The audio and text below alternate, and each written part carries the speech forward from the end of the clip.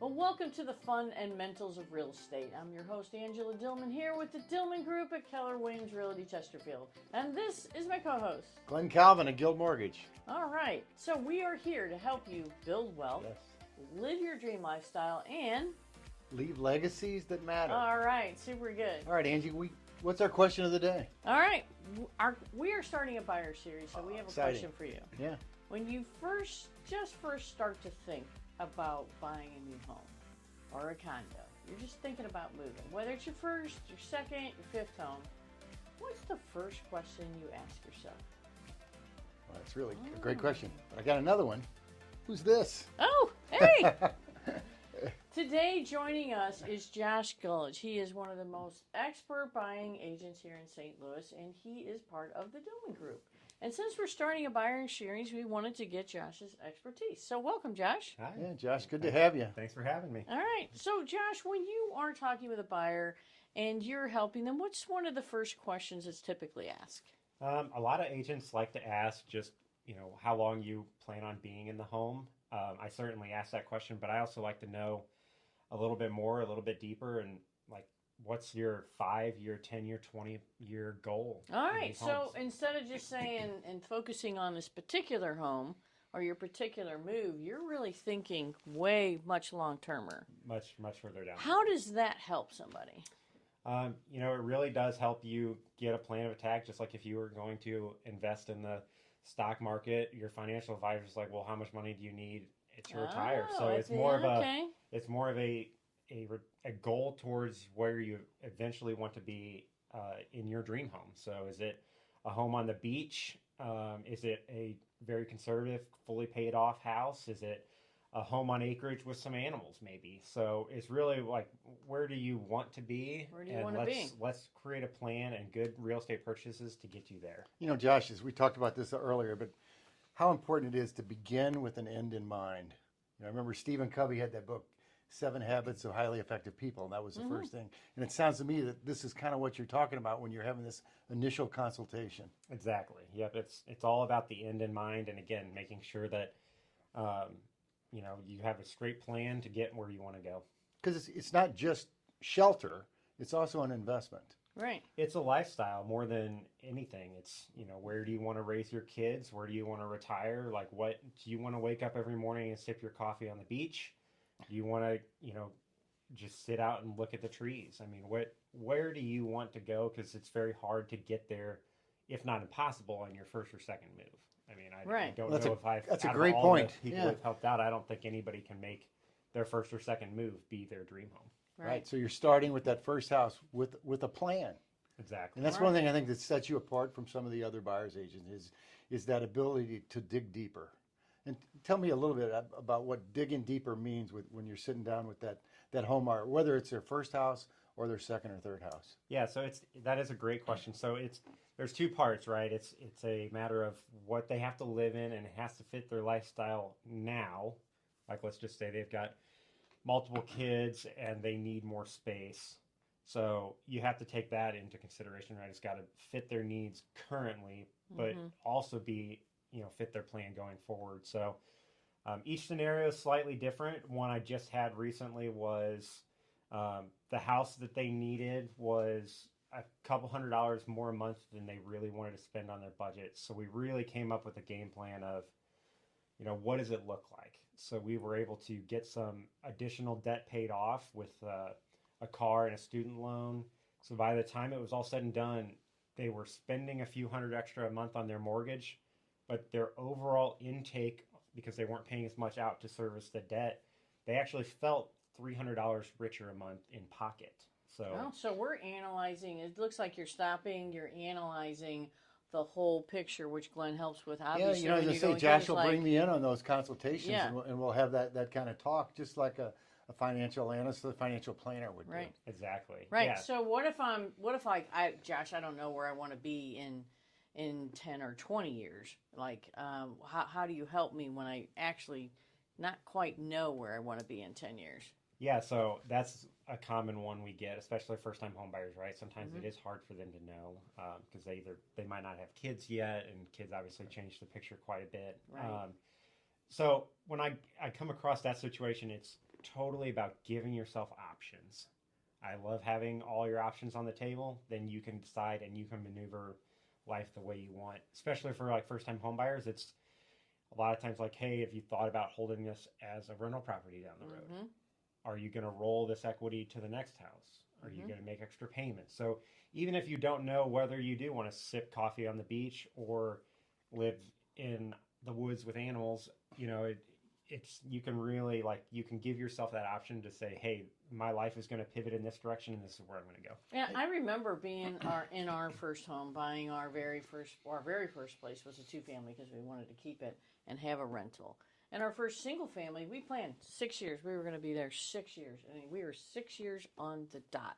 And the money that we made out of that, we rolled into one of our dream homes.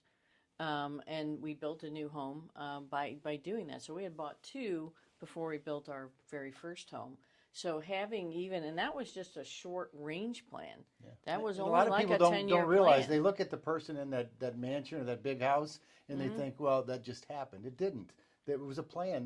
Most of the time, those people started in a smaller home and built their way up with the equity because, and I think we use a figure of a house appreciates. I can't remember. What is it? Okay, so let's just take a scenario, Josh. We were taking this scenario on a $300,000 house. Somebody buys a $300,000 house and they don't even put any money down. Let's just say they're a first-time home buyer. They got, first-time home buyer program and all the things, and they barely even put anything down. So over a time, let's just take a 10-year plan. I'm going to be in this house for 10 years. If I'm appreciating, and the rate is really 4% a year. Because when we look backwards for historically speaking, it's 4% a year. Yeah, but as Glen always like to say, that it's not just 4% a year. It's compounding. And yes, the miracle, compounding. Right, just like a financial advisor is going to tell you, invest this money and it's going to compound. Like you invested $1,000 and you made $1,100. Now you're going to make interest on $1,100. To me, it's shocking what that $300,000 house is worth in 10 years at 4%. So whenever I am talking with a buyer and they are, because that is something that most buyers aren't very good at thinking about, is they really don't think about what the houses are going to be worth.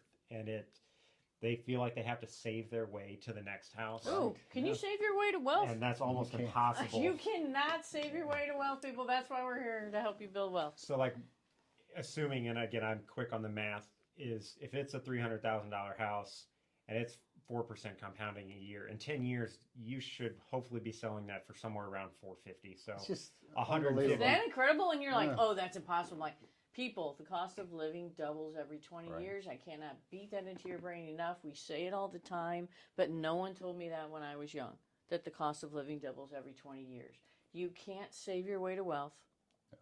You have to invest your way to wealth. There's absolutely no way around it. We talk about this all the time. Get in the game quickly. The quicker you're in the game. Yeah. So Josh, I'm a first-time home buyer, and I'm thinking I got to save money. I'm going to wait a year or 2. Is that a smart thing to do when I've got some first-time home buyer programs available to me? Can I save my way there? No, I mean, I guess you could. I've found that most first-time home buyers, once you are actually able to buy the home, get in the game, because the train's picking up speed. And a lot of times, let's just say you were able to save an extra $10,000 a year, but the market went up $9,000 a year. Well, you only saved $1,000. Right. So that's not going to make a difference. Right. You would be better off buying it and making payments. You'd actually make more than $1,000 you saved for this purchase. So there you go. Once you're able to buy what you want, go get it locked in. So again, then we can start that 10 to 20 year plan, and I can get you a better 10 to 20 year plan doing it that way than you just being like, I'm gonna continue to save, because you're just you're hurting. I really think that's one of the things that differentiates Josh from some of the other buyers. What are some of the pitfalls, the things that can derail that plan? Yeah, so the plan is fully dependent upon the buyers, right? So I can get you set up, but if you don't follow the plan, then it's useless. Yeah. Big areas are, if we especially set up a plan that has you making extra payments, whether just straight out of pocket or we've worked your budget where you're going to feel no difference. You don't actually make the extra payments. You don't actually do the savings plan that I set up for you. Obviously, then you're not saving any extra money. Right. So we had this plan on just $300 extra a month. Yeah. you can either buy down, pay your equity, or put it in the bank, one of the two. But you're saving. You're either buying down the equity, or you're putting in a savings. That's $36,000 over 10 years. That's a lot of money right there. Yeah, so this plan that Angie's referencing, that was the goal was $300 extra a month for this buyer, on top of probably $150,000 equity gain based on the timeline. So that we were hoping that when they sell this, that they're going to have at least $200,000 in equity to go buy something else, whether that's a $700,000 house that's a $500,000 loan, which would kind of make a step-by-step progress that we would see in buyers. But yeah, the plan was put the extra money down. So if they don't, then I can't help you. Plan 2 was, again, rates are a little higher right now, is keep your credit score in really good shape. Because if you can't refinance, because that was part of the goal. Again, we're not going to go super in depth, but part of the goal was refinancing and then building up even more equity. So it would actually be more than $200,000. Right. So if you mess your credit score up, you can't get that lower rate. You're going to get the higher. I can't rate you. So that's plan. So point number 2 on derailing yourself is not taking care of your credit score and not making payments on time. If you get in a little bit in trouble and you're having a little bit of trouble, as Glenn and I said before, call Glen. Lenders have lots of programs to help you not ruin your credit, even if you're struggling. This is part about being disciplined. Yeah. All right. So number 3, what's the third way to derail this plan? Yeah, number 3 is a lot of times because we're getting you in a very good spot with your budget, a lot of times when people feel that extra flexibility, they go spend it on other consumer goods, an expensive car, some extra toys. They eat out twice as much as they did before. So if you're not very purposeful on the plan and where that money goes, you're going to feel that flexibility. And instead of feeling the flexibility on your dream home, you're going to feel it with a new car payment. Right. And so at the end of 10 years, if you followed the plan and you reined in your consumer spending a little bit and kept your credit score in shape and refinanced, which Glenn always gets in touch with you when rates drop, he knows, especially if you sign up for the home bot, we know. That it'll tell you when rates are dropping, and it's a great time to refinance. So that's a great tool to help you wealth build. Yeah, and beginning with the end in mind, having a goal, being goal-oriented really helps to achieve those dreams. Well, so exciting to have Josh with us. We talked about this for a while.